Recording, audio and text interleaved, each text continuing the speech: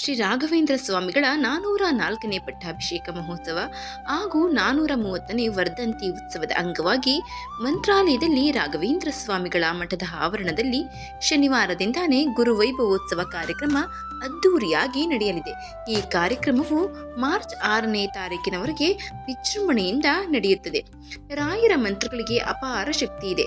ರಾಯರ ಮಂತ್ರಗಳನ್ನು ಪಠಿಸುವಾಗ ಶ್ರದ್ಧಾ ಭಕ್ತಿಯಿಂದ ನಿಯಮಾನುಸಾರ ಪಠಿಸಬೇಕು. ರಾಘವೇಂದ್ರ ಸ್ವಾಮಿಗಳ ಈ ಒಂದು ಜನ್ಮದಿನೋತ್ಸವ ಹಾಗೂ ಪಟ್ಟಾಭಿಷೇಕೋತ್ಸವದ ಸುಸಮಯದಲ್ಲಿ ನಾವು ರಾಘವೇಂದ್ರ ಸ್ವಾಮಿಗಳ ಯಾವ ಮಂತ್ರವನ್ನ ಪಠಿಸಿದರೆ ನಮಗೆ ಸಂಪೂರ್ಣ ಫಲ ಪ್ರಾಪ್ತಿಯಾಗುತ್ತದೆ ಅನ್ನೋದನ್ನ ಈ ವಿಡಿಯೋದಲ್ಲಿ ತಿಳಿದುಕೊಳ್ಳೋಣ. ನಮಸ್ಕಾರ ಸ್ನೇಹಿತರೆ, ಎಲ್ಲರಿಗೂ ಮನೋಜ್ ಕನ್ನಡ ಯೂಟ್ಯೂಬ್ ಚಾನೆಲ್ಗೆ ಸ್ವಾಗತ. ರಾಘವೇಂದ್ರ ಸ್ವಾಮಿಗಳ ಗಾಯತ್ರಿ ಮಂತ್ರ. ರಾಘವೇಂದ್ರ ಸ್ವಾಮಿ ಗಾಯತ್ರಿ ಮಂತ್ರವನ್ನ ಪಠಿಸೋದಾದ್ರೂ ಹೇಗೆ? ನಿಯಮಾನುಸಾರ ರಾಘವೇಂದ್ರ ಸ್ವಾಮಿಗಳ ಗಾಯತ್ರಿ ಮಂತ್ರವನ್ನ ಪಠಿಸುವ ವಿಧಾನ ಹೇಗೆ? ಈ ಎಲ್ಲದರ ಬಗ್ಗೆ ಈ ವಿಡಿಯೋದಲ್ಲಿ ತಿಳಿದುಕೊಳ್ಳೋಣ. ಪ್ರತಿಯೊಬ್ಬ ಮನುಷ್ಯನಿಗೂ ಕಷ್ಟಗಳು, ಸಮಸ್ಯೆಗಳು ಇದ್ದೇ ಇರುತ್ತದೆ. ಆತ ಎಷ್ಟೇ ದೊಡ್ಡ ಸಿರಿವಂತನಾಗಿದ್ರೂ ಜನನದಿಂದ ಮರಣದವರೆಗೆ ಒಂದು ಬಾರಿಯಾದ್ರೂ ಕಷ್ಟಕ್ಕೆ ಗುರಿಯಾಗ್ತಾನೆ. ಕಷ್ಟದಲ್ಲಿದ್ದಾಗ ರಾಯರನ್ನ ನೆನೆದರೆ ಖಂಡಿತ ನಿಮ್ಮ ಸಮಸ್ಯೆಗಳಿಗೆ ಅವರು ಪರಿಹಾರವನ್ನ ಸೂಚಿಸುತ್ತಾರೆ. ರಾಯರ ಪವಾಡದ ಬಗ್ಗೆ ಜನರು ಇಂದಿಗೂ ನಂಬುತ್ತಾರೆ ಹಾಗೂ ಅವುಗಳನ್ನು ಒಪ್ಪಿಕೊಳ್ತಾರೆ.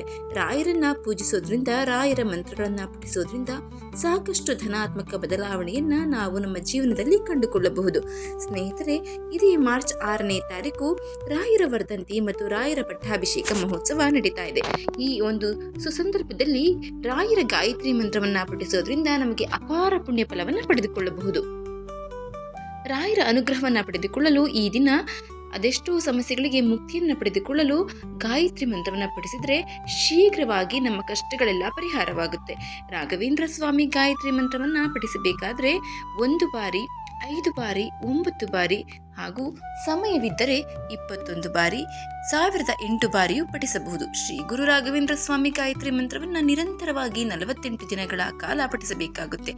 ಒಂದು ವೇಳೆ 48 ದಿನಗಳ ಕಾಲ ಪಠಿಸಲು ಸಾಧ್ಯವಾಗದೇ ಇದ್ದರೆ ರಾಯರ ವರ್ಧಂತಿ ಎಂದು 48 ಬಾರಿ ಅಥವಾ 21 ಬಾರಿ ಪಠಿಸಿದರೆ ನಿಮಗೆ ಶೀಘ್ರ ಫಲ ಖಂಡಿತವಾಗಿ ದೊರೆಯುತ್ತದೆ.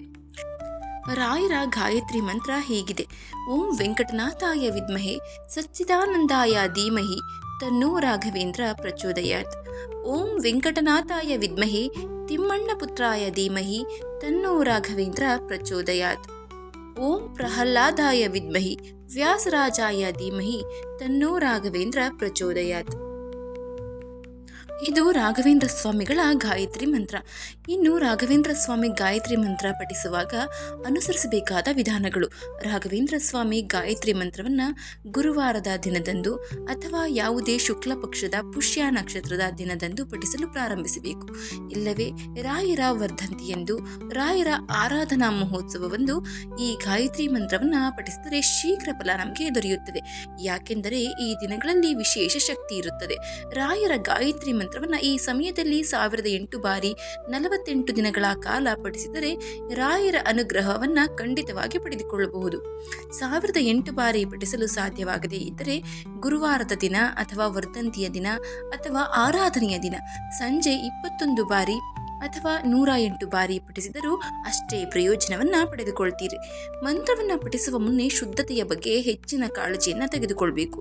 ಸಂಜೆ ಮಂತ್ರವನ್ನ ಪಠಿಸ್ತಾ ಇದ್ರೆ ಕೈ, ಕಾಲು, ಮುಖವನ್ನ ತೊಳೆದುಕೊಂಡು ಸ್ವಚ್ಛವಾದ ಸ್ಥಳದಲ್ಲಿ ಕುಳಿತು ಮಂತ್ರವನ್ನ ಪಠಿಸಿಕೊಳ್ಳಿ. ಮಂತ್ರವನ್ನ ಯಾವುದೇ ಕಾರಣಕ್ಕೂ ತಪ್ಪಾಗಿ ಉಚ್ಚಾರಣೆ ಮಾಡಬಾರದು. ಒಳ್ಳೆಯ ಉದ್ದೇಶದೊಂದಿಗೆ ಗಾಯತ್ರಿ ಮಂತ್ರವನ್ನ ಪಠಿಸಿದರೆ ಮಾತ್ರ ಅದರಿಂದ ನಮಗೆ ಲಾಭವಾಗುತ್ತೆ. ಒಂದು ಸಂಕಲ್ಪವನ್ನ ಮನಸ್ಸಿನಲ್ಲಿ ನೆನೆಸಿಕೊಂಡು ಈ ಮಂತ್ರವನ್ನ ಪಠಿಸಿ. ನಿಮ್ಮ ಕಷ್ಟಗಳು ಶೀಘ್ರವಾಗಿ ಬಗೆಹರಿಯುತ್ತೆ. ರಾಯರು ಖಂಡಿತವಾಗಿ ನಿಮ್ಮ ಕಷ್ಟಗಳನ್ನು ಪರಿಹರಿಸುತ್ತಾರೆ. ರಾಘವೇಂದ್ರ ಸ್ವಾಮಿಗಳ ಈ ಗಾಯತ್ರಿ ಮಂತ್ರವನ್ನು ಪಠಿಸೋದ್ರಿಂದ ಜೀವನದಲ್ಲಿ ನೀವು ಎದುರಿಸುತ್ತಿರುವ ಸಮಸ್ಯೆಗಳು ಪರಿಹಾರವಾಗುತ್ತೆ. ಯಾವ ಕಾರಣಕ್ಕಾಗಿ ನೀವು ಮಂತ್ರವನ್ನು ಪಠಿಸ್ತಾ ಇದ್ದೀರೋ ಆ ಕಾರಣ ಬಹುಬೇಗನೆ ಈಡೇರುತ್ತೆ. ಒಮ್ಮೆ ನೀವು ಈ ಗಾಯತ್ರಿ ಮಂತ್ರವನ್ನು ವಿಧಿ ವಿಧಾನಗಳ ಪ್ರಕಾರ ಪಠಿಸಿ ನೋಡಿ, ಪ್ರಯೋಜನ ನಿಮಗೆ ತಿಳಿಯುತ್ತೆ. ಓಂ ಶ್ರೀ ಗುರು ರಾಘವೇಂದ್ರಾಯ ನಮಃ. ರಾಯರ ವರ್ಧಂತಿ ಎಂದು ಎಲ್ಲರೂ ರಾಯರಿಗೆ ಪ್ರಿಯವಾದ ಗಾಯತ್ರಿ ಮಂತ್ರವನ್ನು ಪಠಿಸಿ ನಮ್ಮ ಇಷ್ಟಾರ್ಥಗಳನ್ನು ಪೂರೈಸಿಕೊಳ್ಳೋಣ. ನಮಸ್ಕಾರ.